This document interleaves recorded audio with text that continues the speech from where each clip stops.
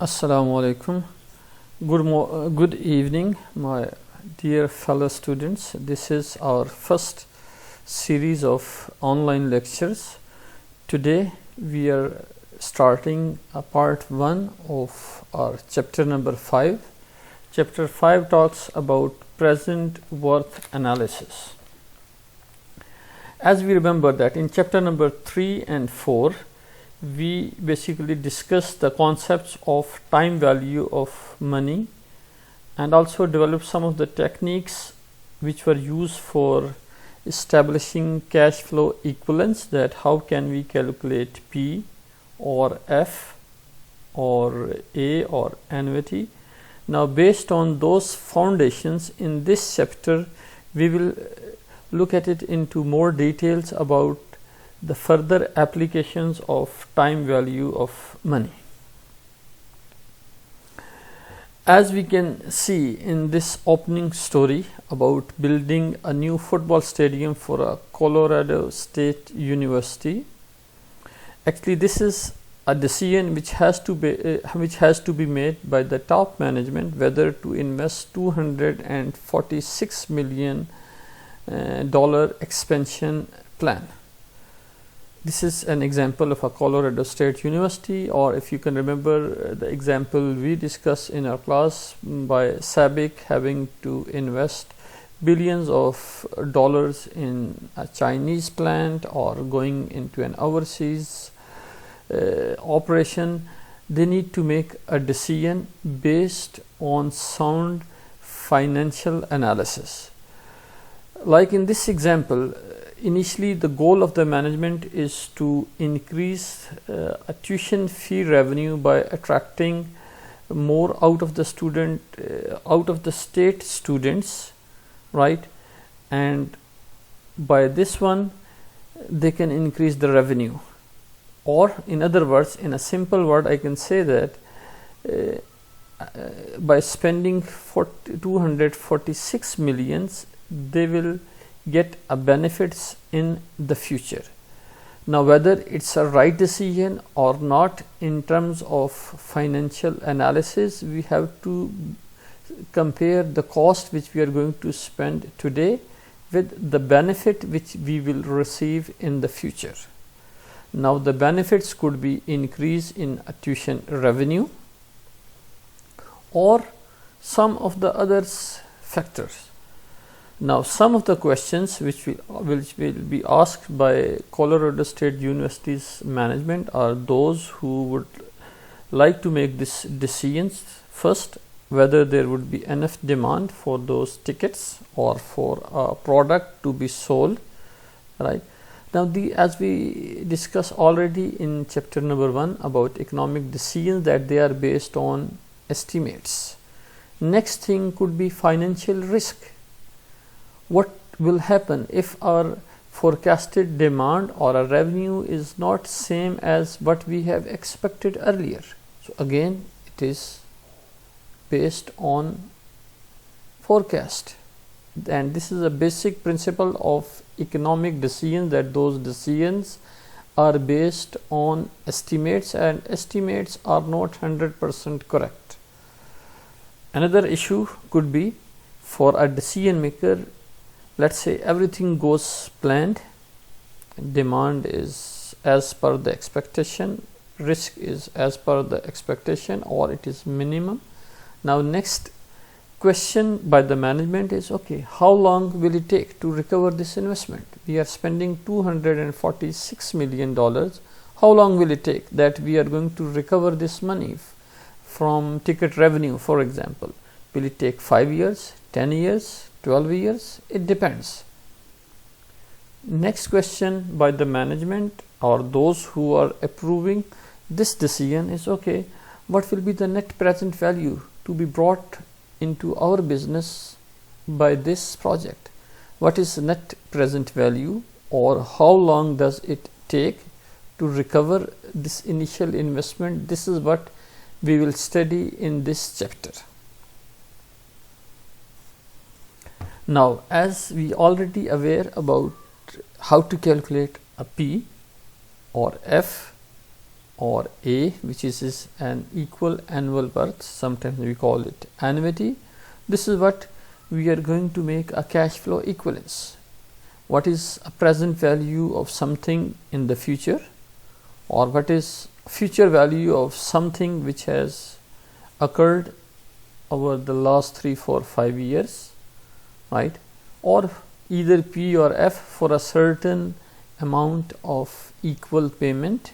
This is what we will see in this chapter, and we already know what are the rules and formulas for calculating these values. Now in chapter number 3 we already discussed about bank loans, how to calculate interest rate, what is compound interest, how to calculate P, how to calculate F. Now here we will just expand the same concept to a project. That project is similar to a bank loan, because in any project you have an investment, the initial investment which we need to start a production plant, or which we need to establish a new stadium. Like in our example here, our initial requirement was around $240 million as an investment, or we might have some maintenance cost every years.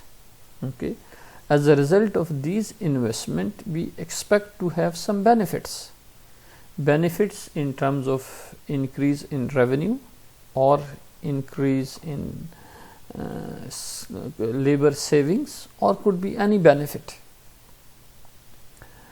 Now funds which we commit today in terms of investment, what is the expectation of earning a return in future? Now a bank loan, when we give it to a customer as a payback, customer has to return the loan with profit to the bank. Same thing applies on a project. When a company commit its investment on a project, they expect to have a higher return on that investment. So in any project cash flow, either we have a capital expenditures, which are the amount of money to be invested in year 0 as of today, or some annual expenses, means every year there are some annual expenses, could be same in each year or could be different. It depends on timing of those expenses. As a result of all these expenditures and annual expenses, there are annual savings. Could be increase in revenue, could be increase in labor saving, and then we, in order to make a decision, we have to compare. Our benefits should be more than the cost, then any project will be profitable. Okay, next is this example 5.1 in our book, which is on page number 237. Make sure you have a book in front of you to understand this lecture.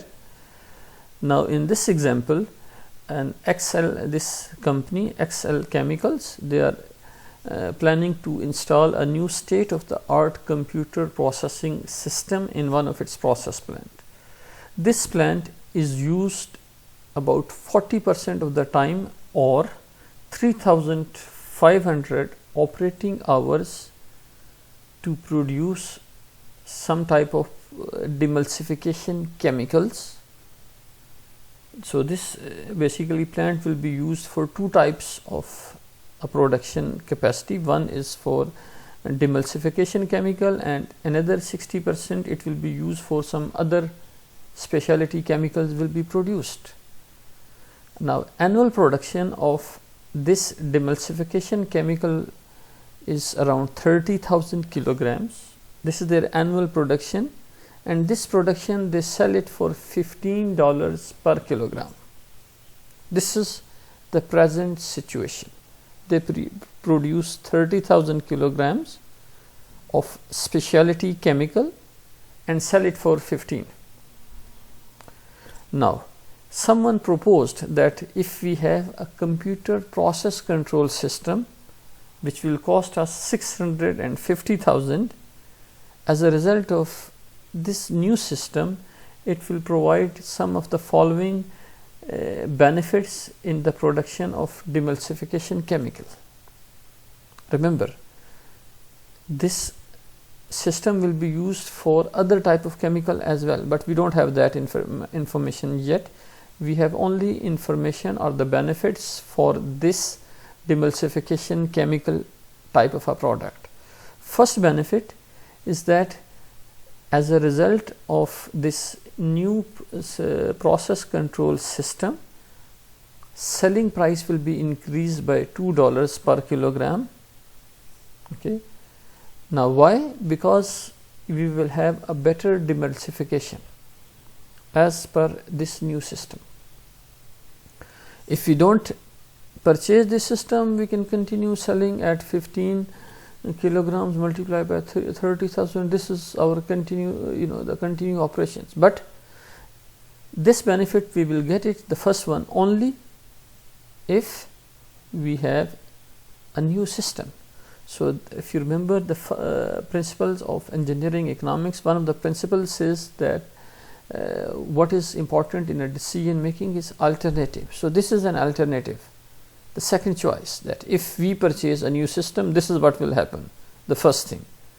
So what will be the first benefit? If we quantify it, it will be $2 multiplied by 30,000. So we will sell those 30,000 kilogram as an additional revenue by increasing its price due to increased quality. Second benefit, that the production volume will increase by 4,000 kilogram every year. Now again, if we don't purchase, we will not get this benefit. If you don't have a new system, you will not get this benefit. So it is that's why we are saying that it is an alternative which we need to consider. How much we will sell this additional production volume? We will sell it by $17. 15 was the old price plus 2 as an additional. So $17 multiplied by 4,000. This is one thing. Third benefit, that we will also save a labor cost of $25 per hour. Okay. So what is the total production hours for our demulsification chemical? It's given 3,500 hours. So 3,005 hours multiplied by $25 will get a labor saving for 1 year. Then these are some of the benefits. Now what are its costs? There is a one cost which is 650,000, the initial cost, and the one cost which is this one, which is 53,000, which is an annual maintenance cost for 8 years.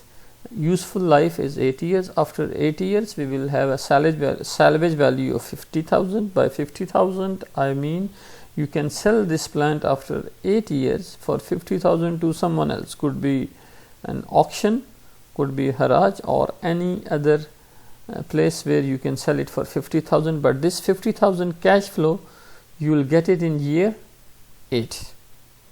Although the system is likely to provide similar benefits in the production of other specialty chemicals, right, these benefits have not yet been quantified. What is the net cash flow in each year? We don't have the information for other 60% of the benefits. To make a question here simple, they have only given us a benefits for one type of a chemical, so that we focus only on one type of a product. But in a real life, you might have more than one products for any production plant. Now, the first thing on the next slide, we are going to quantify what we have seen in a previous question. First, what are the benefits?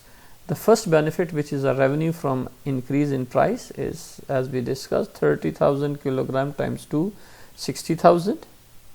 Additional production is 4,000 times 17, which is 68,000. Annual saving in labor cost is 3,500 times 25. So these are the total annual cash inflows, means these are the benefits, 3 benefits. If you add these 3, you will get 215,500 annual cash benefit from year 1, 2, 3, 4 until year 8. plus in year 8 we will have an additional salvage value which is of 50,000. Now these are the total benefits. Now what are the costs? We have cost in year 0, which is an initial expenditure of 650,000, and annual maintenance cost of 53,000 for year 1, 2, 3 up to year 8. Now in this question it was asked for us to calculate what is the net cash flows. So net cash flows means how much we receive minus how much we pay, or what are the benefits minus cost. Now in the next column I'll just put the same information in a table. You can see here from year 0 to year 8. Then the second column here is cash inflows from year again 0 to year 8. This is the total cash inflows which we already calculated on a previous slide. Then this is cash outflows. Here in this example we have only one cash outflow. So net cash inflows is this minus this, 215,000 minus this, you got this one. For year 0 it is 0 minus this, you got this one, minus 650,000 because it's only a cash and the cash expenditures. Then we continue until year 1, year 2, 3 until year 8. In year 8 you have annual cash net flows plus the value of the salvage value of an plant when we will sell it to someone else. This was the question basically, what are the net cash flows. So this is how we calculated net cash flows. This is basically end of our lecture for the first part here. So I'm going to end my lecture now. If you have any question you can send me a message, or we can discuss it later how we calculated this one, or sorry, I'll just show you the next slide here, which is the same thing. We just put it in terms of a timeline, the same information as a timeline. The arrow, down arrow means it is minus 650,000, up arrow means it is positive 162,500. It is just a notation. You can write it this way, or as we write it in a class, just put it on a one timeline. If it is plus, use plus sign. If it is minus, use minus sign. Then you don't have to put down arrows or up arrows to show what is the cash flow direction. I hope you understand this lecture. So if you have any question, feel free to contact me. So now I'm going to pause this presentation. I hope it is clear to all of you. If any question, please feel free, and I'll also upload more videos. So carefully watch these one and make sure to read the book and solve questions and have a good practice. Thank you very much. Best of luck.